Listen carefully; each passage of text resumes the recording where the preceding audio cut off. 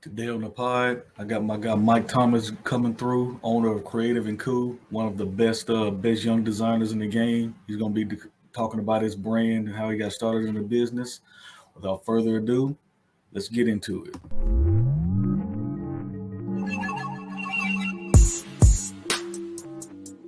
Hey, How you how is doing, it, bro? man? Everything good, man. You know what I'm saying? Everything going good. Just hot, man. Hot, Yeah, hot. you still in Arkansas? Yeah, I'm still here. It's hot out there. It's because how hot is it? It's too hot to be outside. No, for sure, bro. It's like 100 degrees out here in Houston. Oh yeah, that's right. Oh yeah, you Yeah, got it even worse than I do. yeah, it's in Houston, man. So it's like 100. It is like 100 degrees out here, and it's super hot, bro. For real. So, Didn't y'all have like some bad weather over the weekend, like tornadoes and stuff, or was that like further there was up? like north, but no, you know what? There might have been. Houston will get like four different types of things. Like it would get like four different types of Yeah, hail and especially it just does weird stuff. And then Houston is huge, so on one side it might get it, and on another side right. might not even get anything. Yeah. It might not even get anything. What part of Houston are you in? So I stay in Katy, which is it's not Houston. It's Harris County. Don't get me wrong. It's still Okay. Harris County, but is not real Houston. It's like Gotcha. it's the greater Houston area though. Like Okay. it's the greater Houston area. How far is that from Texarkana? Shit, man, it is. It's a 4.5 hour drive. Okay. Okay. Probably like it's like a 4.5 hour drive from Texarkana. I was just in Texarkana like maybe a couple months ago. Okay.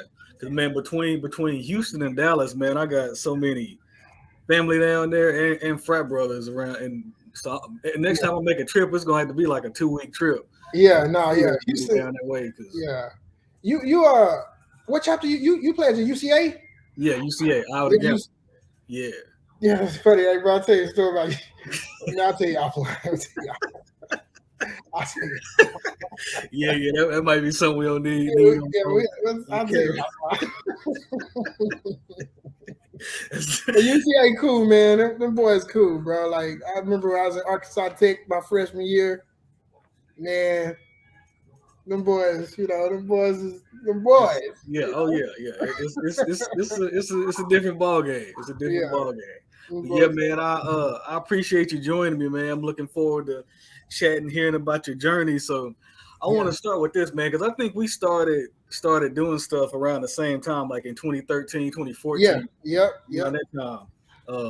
And I remember I saw you post like a one of the first flyers you made. I think you were like in high school or like Yeah. college or something. You were High like, man, school. I this started in 18. Really, like right. oh, 08. I mean 2008.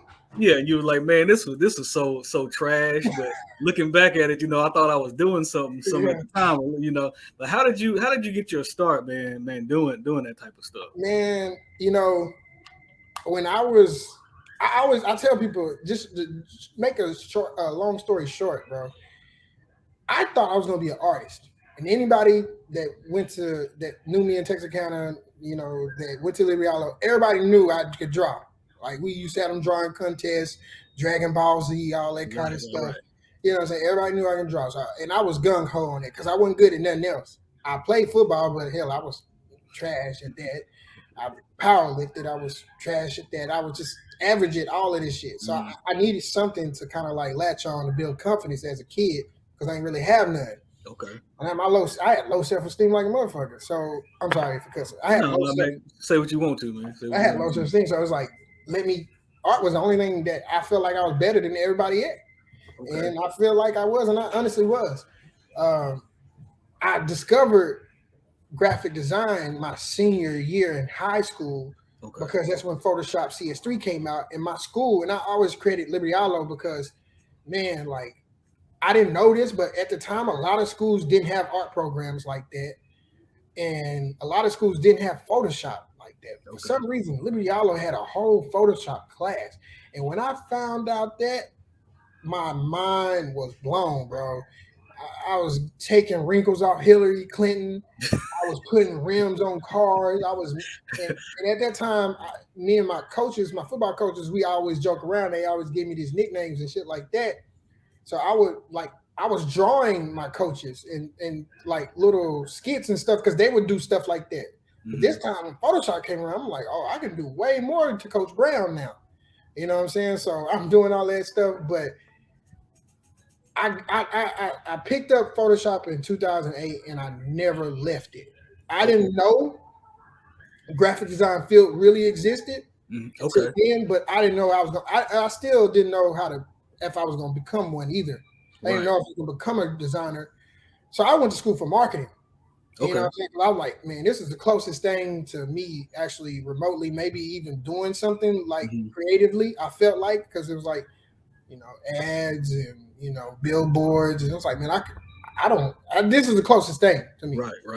So, and I love business too. So I was like, maybe I, do some entrepreneurship stuff too as well with it. So I went to school for marketing, but I never put down Photoshop. I'm telling you, like from 2008 till now, I never put down Photoshop.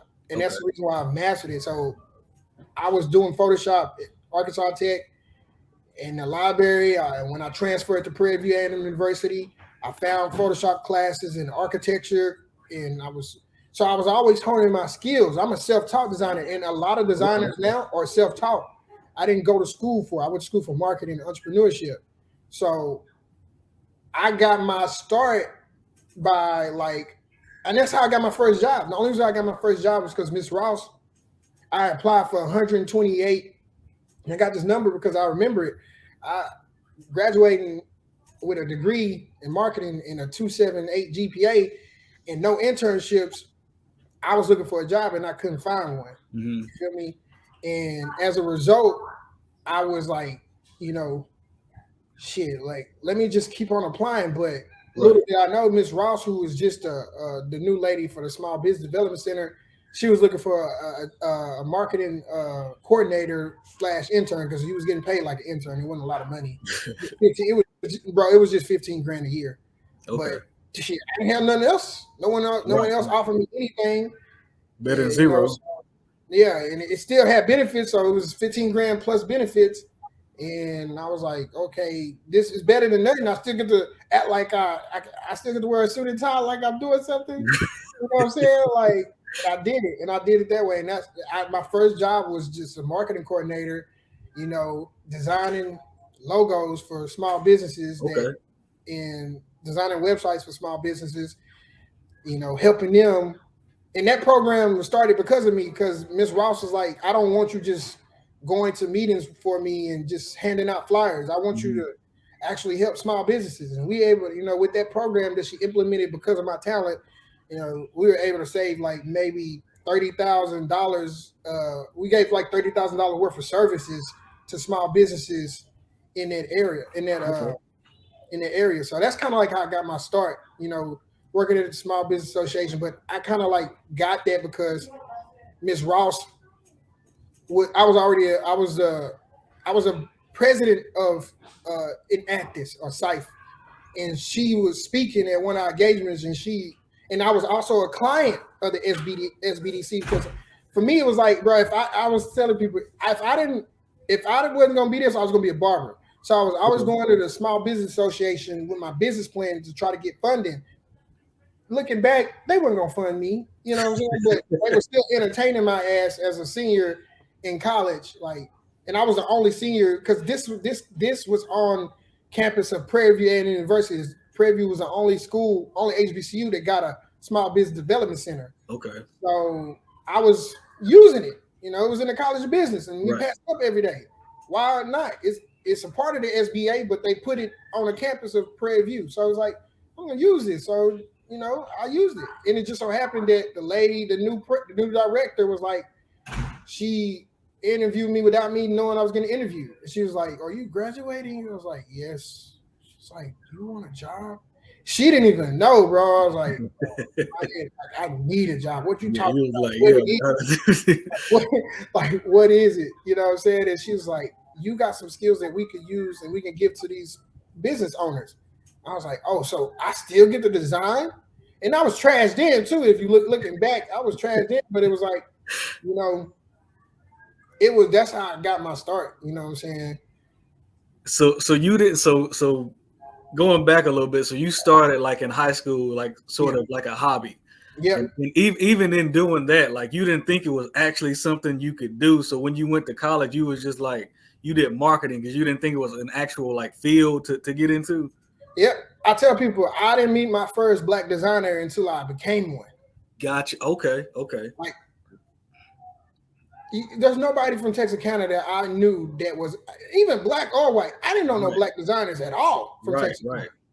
You know, I didn't know no black filmmakers, nothing like that. You know what I'm saying? Like, all I knew was Scott Joplin. You know, and you know, like that's the only creative person I knew that was from Texarkana. You know, so you know, for me, I didn't know this is I didn't know this stuff existed, man. And when I went down a rabbit hole and I started realizing why I wasn't getting jobs and I started realizing who are the key players in this industry and what people were doing and amazing stuff people was doing, man, I was like, bro, I gotta do it. I was like, and honestly, no one was gonna stop me from doing it. You know, Right.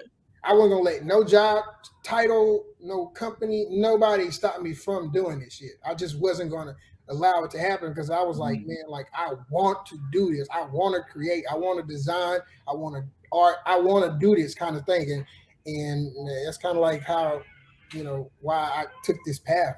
You Right. know, How long did you have that job, that marketing job that you said? man, I had that job for this is a funny thing. It was a contract job. Okay. And so it was she got some funding through a program, and so the funding was only gonna last a year. Okay.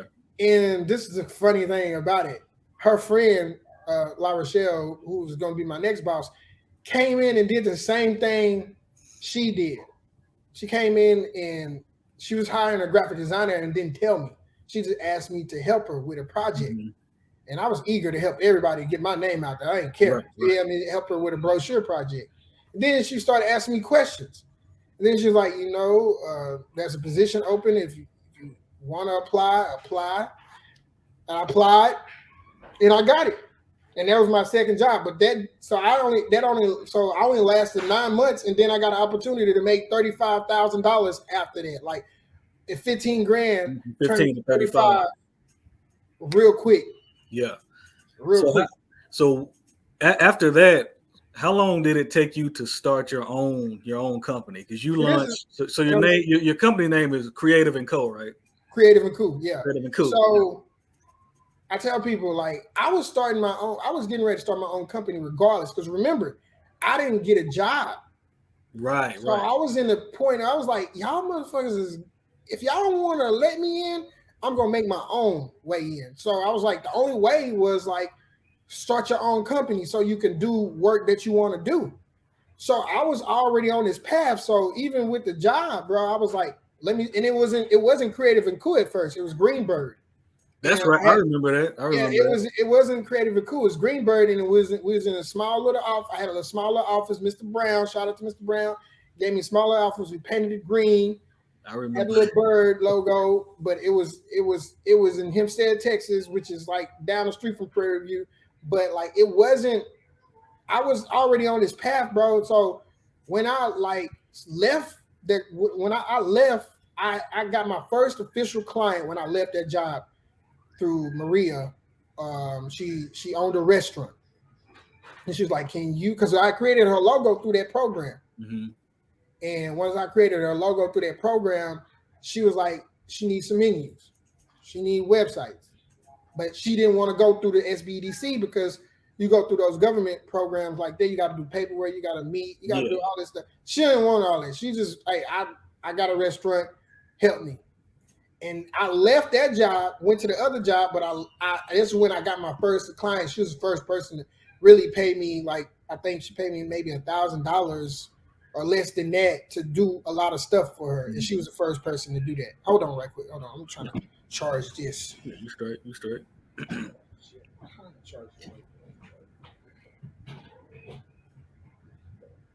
Yeah, I remember because like I said, we really got into stuff around the same time, and I had a similar thing. Like when I first got out of college, I applied to so many jobs, like It's a wasn't getting story, it. bro. I decided to start my own stuff. You know what I'm saying? But I remember, yeah, because I remember the green and all that stuff. Yeah. So what exactly is your business now? Creative and Co. or Koo? What So exactly we is that business? So we are we are a creative agency that operates and helps purpose-based brands and nonprofit organizations. That means if you are a barbecue sauce, but your mission is to, you know, give back to people, your mission is to highlight certain things, you know, we want to work with you. If you are or a nonprofit or you're higher education, we want to work with you. So for me, it's like for me, it aligns with what I am. Like I don't do things. I don't. I when I started my company, I was like, I'm doing this because I don't want nobody else to go through the shit I went through just to get a job in this industry, right? Right. So I was like, so even right now, man, I got like 8 people on my team that would have never gotten the opportunity to work at another agency, but now they're going on from my company to work at other agencies after. And I'm so and that's just so dope, man, Yeah, that because is. I gave them opportunity to work to gain agency experience because it's a big deal, Hmm. and I don't never want anybody to go through that. So for me, like the reason I started Kreadiv and Koo was like I want to build something because I could have easily just called the company after me and just be like really a diehard freelance art director out here. But it was like, no, I need to create something that other people can be a part of and other people can come and work for me and work with me to build other things, build and create things for other people. So that's the reason why I started it. That's another reason why I started it. But essentially, we help purpose-based brands and organizations. So if you got a purpose, we want to be able to ignite that. If you have a vision, we want to be able to ignite that. So we do a lot of design work, do a lot of web work, we do a lot of brand development. So, we help people develop logos and brand identities. We do commercial shooting. So we also shoot Okay. commercials. We also shoot documentaries that help bring people awareness to certain subjects and things like that. So anything that's positive, man, we want to be in on it, and we want to help create that. So we really want to give people like we want to help people amplify their voice, amplify their message, no matter what type of business you are, or organization. As long as you're driven and you morally align with us, Mhm. we'll work with you. Right. That's amazing. That's really good. The fact that you got that, narrowed down. You want to help people that have a purpose like that. Mhm. That's really awesome. How many do you have any partners with you, or is it just you as like the owner, you the So sole I'm the owner? sole owner, but I have people that are I have other companies that I have partners with. Like I Okay. have a production company called Blank Script, and I Okay. have 4 other partners with, and Okay. they do a lot of the film work. And in Okay. fact, they're filming 3 documentaries right now. So I partner with them to do a lot of the film work that we do. So, but honestly, everything, even if you work with me, like you are treated like a partner, bro. Like Right. we're Right. small, man, and we ain't even reached our fullest potential. So I don't really care about titles. Yeah. You Right. know what I'm saying? So it's really like I don't really care about none of that stuff. It's only up from here, right? Yeah, man. So it's like if we locked in, we locked in, and I don't care about titles. I don't really care about like what I'm saying. So I don't really. But as a solo, I am the sole owner of Kreadiv and Koo. And don't you do like a mentorship thing or like a Yeah. class or something as well? So I'm big on mentoring, but active mentoring because for me, like I said, man, I just said it the other day. It's like, bro, I came in this stuff with no mentor, no Right. active mentor. I had to go to conferences that I could afford. I had to read books that I could afford, and read. I had to read magazines and just try to soak up as much game without people really like literally telling me. And Yeah. honestly, I reached out to a lot of executives, and some ghosted me, some gave me a couple hours, some gave me a couple days, some see me from afar. But honestly, I never had nobody wrap their arm around me and say, "Hey, Mike, here's the game, and here's the opportunity." Because for me, it's like a mentor is somebody that can give you information, but also give you opportunity. So for me, like if I wrap my arms around you, and any of my mentees can tell you this, if Mike says he's your mentor, he's not gonna just tell you what to do. He gonna show you what to do, and then he gonna give you opportunity to make money doing what you're supposed to do. And I've done that. Probably not having that sort of that mentorship and that guidance coming in, that's probably helped you become a better mentor. Yeah, because I had to learn everything. Yeah. I had to learn everything, man. Like everything I had to learn. So I know how to run an agency from top to bottom. I know the finances about running an agency. I know the sales part about running an agency. I know the creative side. Like I can do literally everything. And it's put me at an advantage because while I've had a company, I've consulted and worked for other companies. And I've been able to carve this thing. Like I always tell people, I try to mimic I'm a big fan of Steve Stout. And people think for the music, I don't really know too much about his music career. I know everything about him in Translation, which is his agency. And he got with Jay-Z. But for me, he's able to do any and everything he want to do in his own with the skills that he got.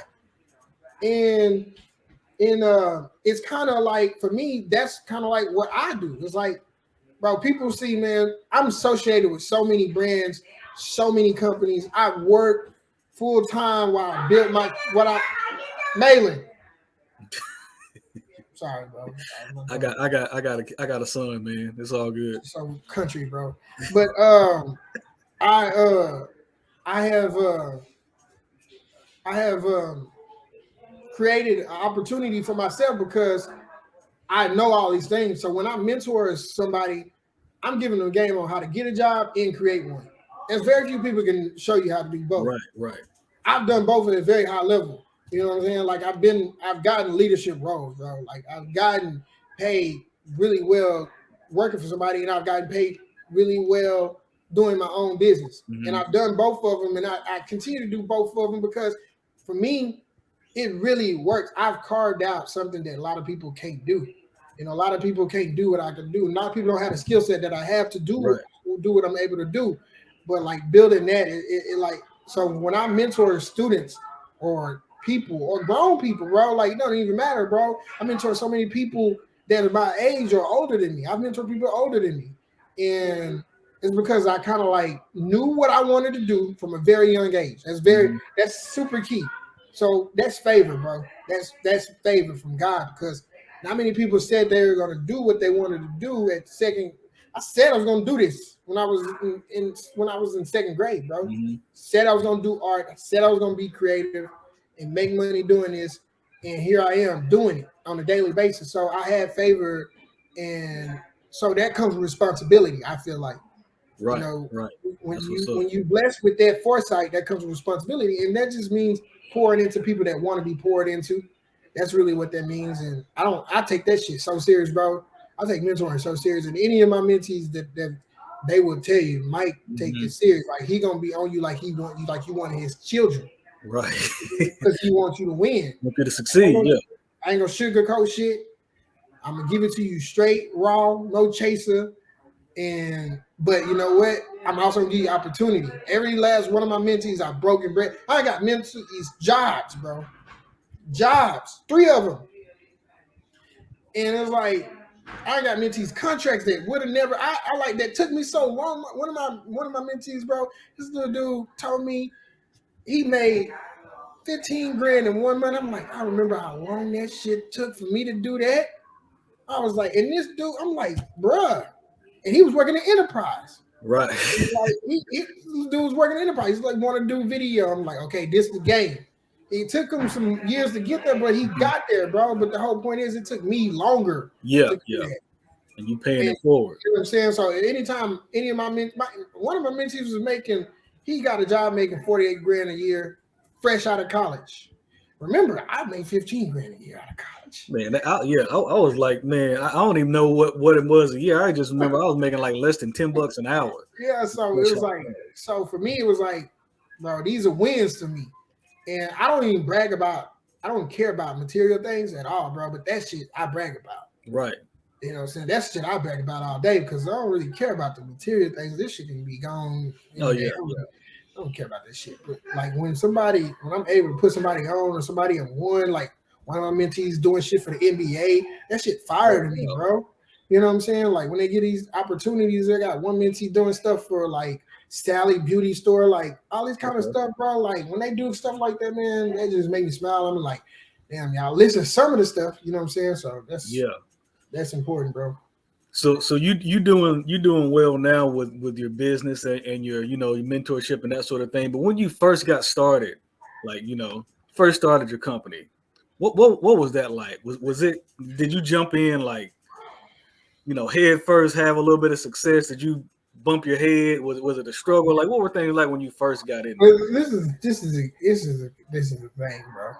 None of this shit, none of this stuff, bro, is like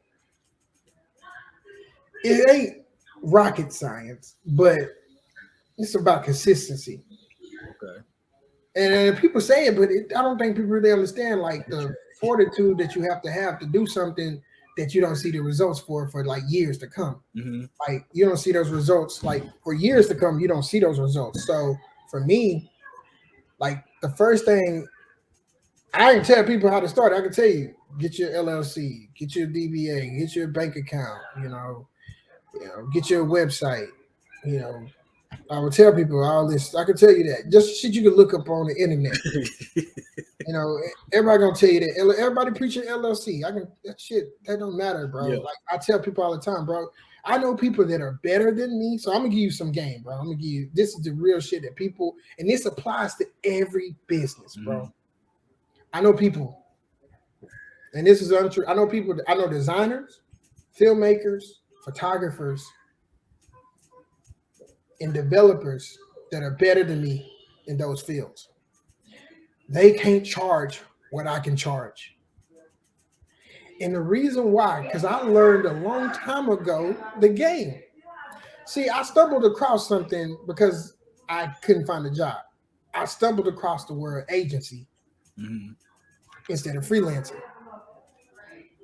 So I couldn't work for an agency, so I was like, I'm going to start one. Okay.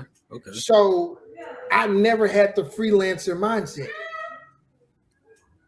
So a freelancer is somebody that's just gonna charge you by the hour or by the project, and they're gonna go on to the next one.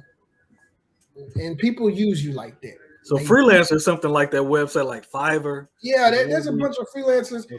There's nothing wrong with it. And you got to do it. And I'm not saying I didn't do it, but I'm telling you, I didn't think like it in the beginning when I started my company. I never thought like it. I thought I want to create at scale. Since I want to create at scale, since I want to do design at scale, I can't think of my company just like me. So the first thing I did was I got a group of people from my college that wanted to do certain stuff. And I was like, we sat in the library. I was like, hey, you're going to do this. I'm going to do this. You're going to do this. This is your role. This is my role. Ain't none of us making no money, but we're going to create a company together, right? I said this. I was like, this is Greenberg. So for me, it's like my mindset was always create an agency. And all it means is create at scale. That's all it means is scale. So, excuse me, a lot of people, they start businesses and they start with the mom and pop mindset. You start a candle company. I'm just going to sell a couple of candles here and there. I don't want to go too big. You start with restaurant. Just want one restaurant here and there. You start with clothes. I'm just gonna do clothes. I don't want to grow too big, or you're not even thinking at scale because it's a mindset. Scaling is a mindset. Like it really is a mindset. So for me, from jump, man, I knew I didn't want to be treated like a freelancer. I knew. Instead of making $500 per logo, I wanted to make 5,000, 10,000, 11,000, 60,000. I wanted to do those type of things, but I also knew in order to do that, a company wasn't gonna pay. I knew an individual wasn't gonna pay me that money. Right. So I knew I had to go after companies. So from jump, I went from B to C, and I went from B to B and not B to C from jump. So I never. My friend was the other day. He's like, bro, like you was the first person that actually only you. Everybody else in school was going B to B, while everybody was doing graphic design party flyers. I was like, bro, I want to make this ad for this furniture store. Okay. While everybody was shooting music videos, and I did my share, but I was so big on shooting documentaries or shooting commercials for this restaurant because for one, it was fun. Two, the audience was bigger, and three, they can pay more money for the video than Ray, who got a rap album. You know, you feel me? They can pay more money than you, Ray. They pay you a little bit more money than Ray got a rap album. So for me, I was always thinking like that. So I would tell people when you start your business, think about the scale about it. Don't think about and it's not for everybody, but for me, it was like, bro, B2B is where it was at for me. So I never thought about B2C. I mean, I shot individual photos here and there, but it was like, no, let me shoot this menu photo for this restaurant. And that's what I was at. So when I started, I was thinking about scale. I was thinking about like, how can I do that bigger? How can I do it for the masses? And you can't do it alone for the masses. Mm-hmm. So I was trying to put teams together. I was like acting like I was a big agency when I fucking wasn't. Yeah. But at the end of the day, that's what I was at. But I could have done it just like Michael Thomas is up for business. I could have done michaeltoddthomas.com and you just see all my work and you get a little bio of me. But I didn't do that until last year when I was just doing freelance art direction for like a couple of agencies in Dallas and everywhere else. But like I really didn't do that the individual shit. I just went on that was on like some other shit, man. I went on that. Yeah, man, that's interesting you say that because a lot of successful entrepreneurs and like business people in general, they think that same way. I was listening to an interview, this real estate guy, Jay Morrison. He was saying like back when he was just a regular like realtor, he got a huge real estate portfolio now. But he said back when he was just like a regular realtor, he like presented himself as like a company. You know what I'm saying? Like he wasn't just a regular realtor showing house. He was like a company in and of itself, and that's how he became, a big guy now. So it's scaling, like you said, is in that mentality. Like it's a mentality, bro. Important. It's a mentality because what scaling does is it says, okay, I make $500 a day. I'm only gonna take 50 of that and use it on me because the rest go back to my company. That's what scaling gonna do to you. Scaling ain't gonna let you because when you're a freelancer, it's like, oh, I'm just trying to live. You live kind of like day to day. Yeah. But when you trying to scale, you focus on growth. Mm-hmm. So you're gonna invest in things that make you grow. Mm-hmm. So that means you're gonna save money so you can make yourself grow. You know what I'm saying? And that means you're gonna invest in this shit. Like a lot of people didn't have. Like I had a hella good website, bro, because I paid $2,000 for it. Yeah. And I didn't know how to build a great website, so I had to pay somebody $2,000 for it. I had to barter and all kinds of shit. But when you focus on growing and you want to get bigger clients, how can I tell somebody pay me $5,000 for a website when my website don't look like it's worth a nickel? Yeah. You feel me? So for me, it's like, how can I tell people these things and get this money when I'm not up to par? So that's a growth thing, though. That's the scale. And people don't think like that, when you just an individual out here getting it. So switching gears a little bit because this is a huge topic in every industry, but I want to get your thoughts on it. Artificial intelligence, AI. A lot of people embrace it. A lot of people are terrified of it. Like, what do you think the impact of AI will be on your particular business, like as a whole? Like, do you look at it as like something that can be an asset, or you like, oh man, this is crazy. We need to shut this shit down like now. Let me tell you, man, like my interns every day, Gianna and anybody else, bro, like they use that shit. I use it every day. I use AI every day since it's been out, bro.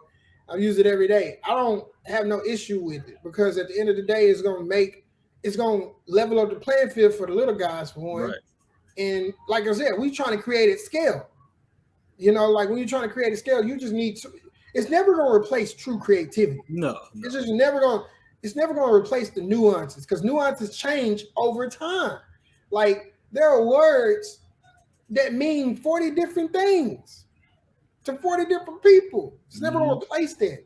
So for me, use it as a tool. Use it as a tool as it is. And people think it's going to replace. I'm like, even the writers, bro, it's like, yeah, it's going to make it's not going to make a good story is a good story. It don't replace reality. It can't, when something's rooted in realism, it can't replace it.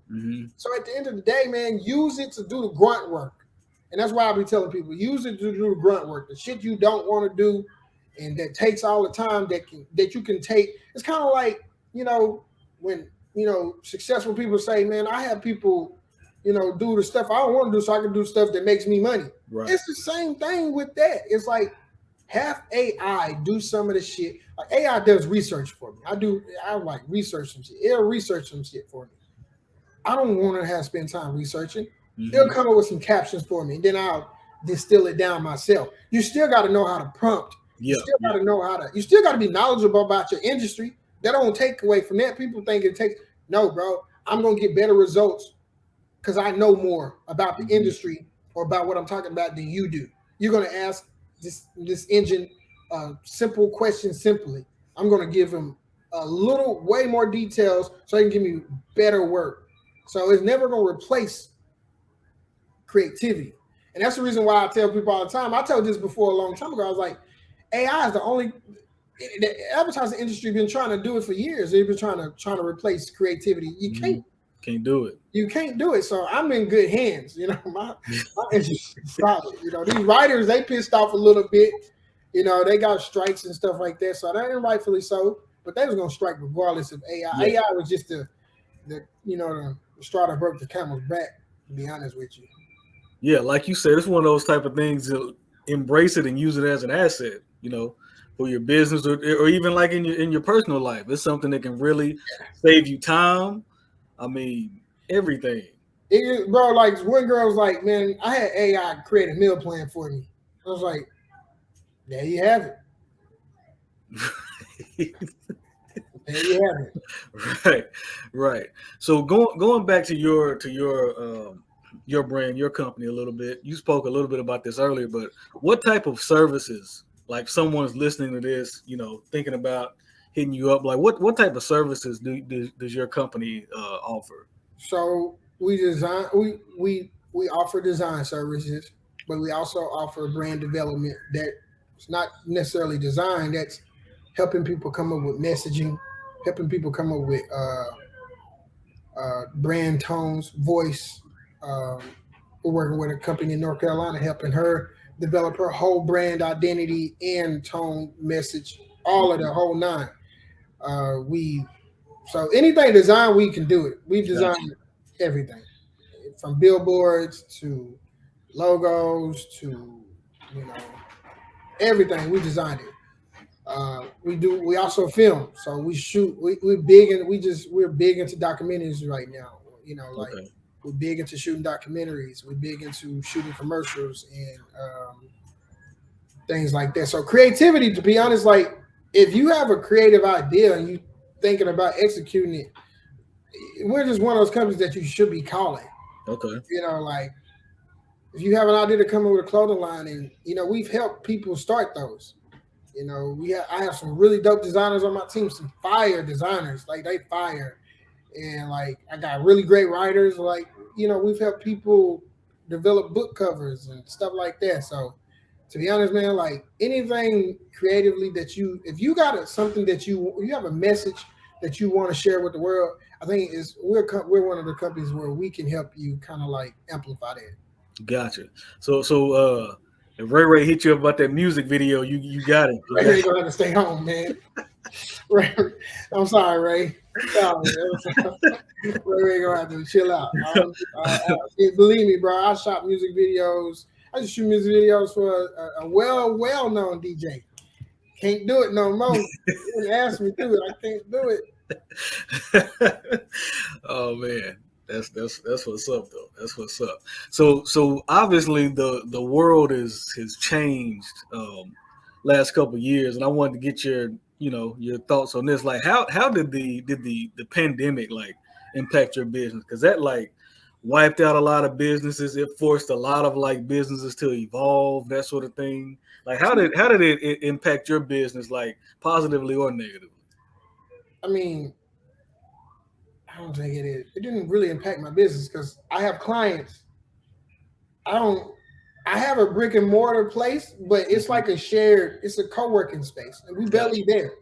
We barely in Vintage Park at all. I had a studio when I was in Minneapolis, and we was out there. Like I was barely there. And that was dinner pandemic. We was in Minneapolis, so I was Hmm. barely there. It's like for me, my business is everywhere. Gotcha. You know what I'm saying? So I have clients everywhere. I'm doing stuff. Like I said, I do stuff for clients right now, like 4 different states right now, actively. Okay. So it didn't affect me like that. And then on top of that, like I have a lot of higher education institutions that Hmm. are clients. A lot of nonprofits. They still got funding. Right. They still were funded and things like that.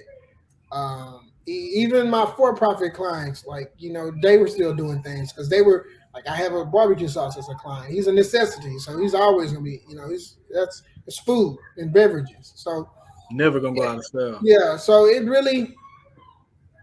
didn't affect me in that way. I didn't have too much of an impact on my business. That's definitely that's good to hear because man, it shut down a lot of businesses. Yeah, it did. We've talked about how you got your start, some of the things in the past. What are some things that you want to accomplish like in the future? Like what's next for Mike Thomas and Kreadiv and Koo? So I tell people I'm literally right now trying to start my own school, my own my own design school, kind of like Okay. a portfolio school. So I'm trying to start my own portfolio school. I'm raising money for that. So that's a big deal to me. I've been doing that since 2020. So Okay. it's a struggle because nobody want to give up their cash, but it is what it is. It's gonna happen. I tell you. And then I'm just trying to build my agency up to the point where I can hire more people of color and more people, creative people, period, bro. Mhm. And I really want to bring, like, Houston doesn't have too many black owned agencies out here. And then Texas in general don't really got that creative company that's like that everybody goes to. Texas has a pentagram division, and I always tell people like pentagram is like it's like the Apple of design. Like Okay. they like the top dogs in design. And I Okay. tell people I want to be the black pentagram. Right. Right. I want a place where banks come to get logos done. Pentagram created the city logo on a napkin and got paid millions of dollars for it. So that's for real. Yeah. And I'm like, that's the type of company I want. So I just want to build a company that people can creative, talented people, no matter what color you are, can come to and do some really dope work. And I want to build a school that fosters that creativity. So I really want the whole ecosystem. I want to make sure that people that are good at what they do can get jobs, and I want to make sure that students that want to learn that can learn at affordable. Because right now, creative education is really bad, bro. It's so elitist and it's so Gotcha. Gotcha. expensive. And I didn't go. I wanted to go to an art school, but I couldn't afford to go one. I couldn't afford to pay $30,000 for 1 year. You know what I'm saying? Mm. I couldn't afford it, and at all. And they weren't recruiting in my neighborhood anyway. You Yeah. know what I'm Yeah. saying? So it was like I wasn't going to there. But if these schools have so much they have so high placement rates. If you go to these schools, you automatically guaranteed a job in an industry that you pretty much want to be in if you want that.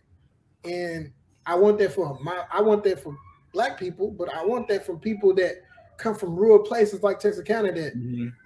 might not know that these type of opportunities exist. You know what I'm saying? That's That's what's up. super important to me to give them the opportunities to exist. So future for me is, man, that school, building my company so where we can, be making millions of dollars and making sure and giving it back to people. Because Hmm. agencies really, the agency owners, like, you win if you I think people don't understand, like, with agencies, you win if you could take home 5%. profit. Okay. Most of that shit goes to the employees. Yeah. Because it's human capital that you're investing in the most of the time. Mhm. Like payroll is the highest expense when it comes to agency. Even my agency now is the highest expense. It's my highest expense. Like, and I don't be tripping off of it because I get to help other people. So if I, if you hit 5% at the 5 to 10% profit at the end of the year, you're good with that. But the goal is to make sure that 5 to 10% is a bag. You know what I'm saying? Yeah. That's the goal right now. Right now it's not, but it is what it is. We getting there. There. For sure. But that's important what you said, man, about creating something because I mean, like you said, man, black people, especially like people our age, like we didn't see creators and designers like look like us when we were kids. Even now, I think you probably one of the only ones that I know. You know what I'm saying? So it's not many. It's less than 7%. Yeah, I mean, so like, and then like having a safe space. You know what I'm saying? Like having somewhere you can go and somebody you looks like you and you can look up to. That's extremely important in any industry, especially something like this. It's really, bro. I want more designers, more web developers, more filmmakers, like the whole nine, bro. And people got to understand this is space. It's space for you. People think you got to go to Hollywood for that, but Hollywood has its place. Hollywood has it's a different ball game there. And some people, I'm just not willing. I'm too authentic to play that game. Yeah. So I'll never probably play that game, and I'm fine with that. But that don't mean you can't make a living doing this. I'm telling you, you can. For sure. I'm telling you can. And so it's like you just got to have a skill set and know the right people. And I'm just trying to make sure those two things collide often with people in rural places and disenfranchised people and my people. You know what I'm saying? Hey man, since you in Houston, I got an idea. Why don't you make a really creative card and send to James Harden and get his ass out of Philly, come back to Houston with the Rockets? That's in Philly. He always getting traded, man. I see you got Jalen Hurts back there, bro. I'm sorry. Man, he watch over me. He keep the Cowboy fans away. He watch over. Bro, I'm a Kansas City fan, and I'm sorry. Hey man, listen, I don't have any bad words to say about Kansas City fans. You know what I'm saying? Y'all real cordial. You know that was a battle. That was a good ass game. I respect Kansas City. That was a good game, bro. That reminded me so much of last night I was watching. When I played football. Me and BJ, your cousin. Yeah. We was on the same football team when we won state in 2006. Okay. And I was rewatching the game against Gilmer first round. And I was like, damn, this reminds me of the Super Bowl, bro. Because it was back and forth. Yeah. Back and forth. That was the best Super Bowl I think I saw since it was that Super Bowl, I think it was in like 99 or 2000 when it was, I think, the Rams and the Titans were yeah. He got stopped short like right at the goal. Right there. Eddie George got stopped short. Right. That was the best Super Bowl. I mean, I couldn't enjoy it like I wanted to because obviously I'm Eagles fan and I was, but I mean, looking back at the highlights, man, it was crazy. And then you can look, honestly, even I can look back at the game and look at it better now because it was like when you're a fan, like a real fan of these things, man, like your stomach in knots. Yeah, right. You don't want to eat. You don't want to talk to nobody, bro. Mm-hmm. Right.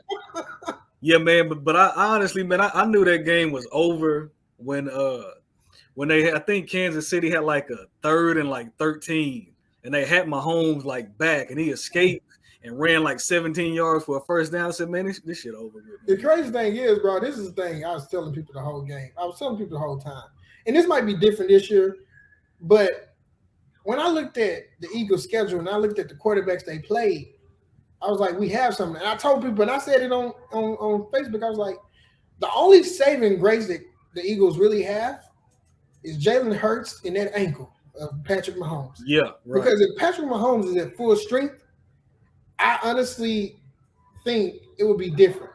Because the AFC is so loaded, bro. Yeah. And like every time the team go into the AFC, they go in Super Bowl limping.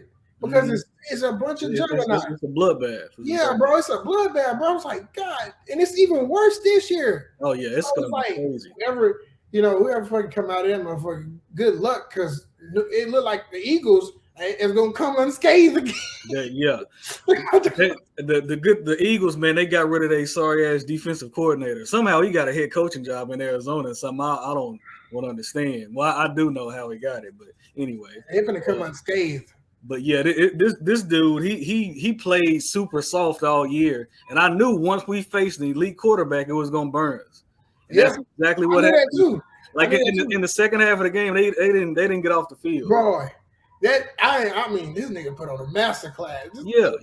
He put on a master class. They scored back to back on two busted plays. Like two busted. What they got? Tony, Kadarius Tony, like was like and Sky Moore, like Sky Moore. Yeah, that was crazy. I was like, and then the thing is, he had not one incomplete pass. Yeah, the second half. Yeah, I'm telling you, man, that coordinator, he always plays soft. And like the corners we got, Darius Slay, he a man corner. Like he don't like playing all 5-10 yards. Yeah. And that's how the coordinator had him playing. He got zone up. And yeah. And the thing is, Kansas City didn't have no burners, so I don't know why you really playing it like that. Man, press them. You ain't got no burners. It ain't like you got Tyreek Hill back there no more. So yeah. Like you ain't got to press too hard, bro. And you can switch it up. But if you want that, the good thing is, bro, like. Even this year, man, like we still ain't got no burners. You know what I'm saying? They got Justin Ross, but I don't know if he's gonna stay healthy or not. Man, the thing is, man, though, like Patrick Mahomes, he's in that tier, like with LeBron James, like for sure. He gonna make a mediocre dude look like an awesome. Oh no, definitely. Like you know what I mean? Like he don't need, because they were talking about maybe them signing DeAndre Hopkins. They don't need it. No, it's really. To be honest with you, if DeAndre gonna be a diva, he don't need to come at all. Like he gonna have attitude and all that shit. He can stay his ass home. Yeah, and go somewhere else where he gonna be trying to get the ball. Because I actually like the way the offense was last year, passing the ball around. 9 people. They had like 36 people get touchdowns last year. Yeah, it was crazy. 36. It was crazy. That's crazy. It was 36 insane. people on that team got a touchdown. Only thing I would do more if I was them, and I wouldn't do it this year or even next year. I would get me like a big bruiser as a running back. No, bro, just take some of that. Huh? You seen Deneric Prince? Yeah. Bro, Deneric is bigger than Pacheco. He's bigger than Pacheco. Pacheco, nice though. But he's just as fast as he run like angry like Pacheco. Okay. So he is a bruiser back, bro. Clyde Edwards-Helaire little ass. He probably 4th string. Him and he 4th string. Yeah. McKinnon. Yeah. McKinnon. It was Helaire gone. It was Helaire gone. Yeah. He gonna Yeah. Pacheco busted us up in the Super Bowl, so y'all got some fast ass linebackers too. Oh, bro, and then we got Tranquil from the Chargers over there. Now. Oh, damn! I forget. Yeah. The linebackers, Nick Bolton, Willie Gay, they both run. Bolton, man, I watched a lot of him in college. SEC. He comes. Yeah. I watched a lot of him, and he fast. He popped Miles Sanders, and he fumbled. They caught an incomplete pass, but he fumbled. That was a damn fumble. Yeah, it really was a fumble. I'm glad Miles got his ass out of Philly too. His little small ass. Yeah.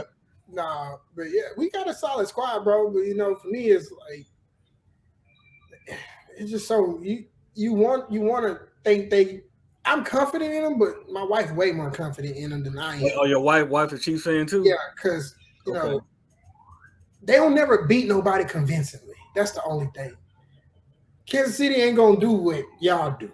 But the thing about that is Kansas City, like I don't remember the last time I've seen them like get blown out, like lose a game like convincing. Like they never get Super Bowl. That was the last time.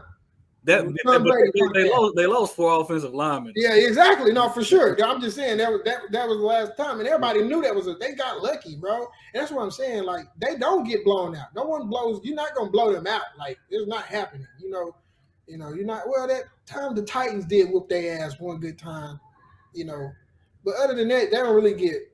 You ain't gonna get. They don't never get a goose egg. Nah. So I mean, they got a squad, and then Mahomes, he seemed like the type of guy too, man. He know he gonna make his money regardless, so he ain't tripping about being the highest paid guy because he spread that money around, keep a good team around him. So yeah, man, They unless they play in Philly, I root for them. But they Yeah. got plus they got Andy Reid, man. I'm always gonna pull for Andy Reid too. We'll see, man. We'll see. We just hope to get him right.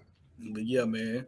But yeah, man. We'd mess around, be talking about football the next 3 hours, man. So let me yeah, man. I appreciate you. I appreciate you joining me, man. I look forward to seeing some of your work, man. And yeah, man. This Bro, was man, great, appreciate man. you, man. I'm glad, bro. It's always good to have conversation with people. I hope whoever listens to this, man. If they need any advice, they can always hit me up at Mike the Motivator. That's my Instagram. Okay. They can always reach out to me via my email, MikeTodd@CreadiveKoo.com. Okay. But ultimately, bro, like we just got to continue to push the narrative forward, bro. I always tell people, if one person wins, we all win. Like we just got to continue to make sure, we keep winning. That's it. And what's your website? What's your website? So my website is www.kreadivkoo.com. That's KreadivKoo.com. That's spelled with a K, people. Y'all don't know about that, but we yes, sir. All day long. Got to pay homage. Yes, sir. But yeah, man. I appreciate you joining me, man. Let's link up soon. All right, bro. Appreciate it. Yes, sir. All right.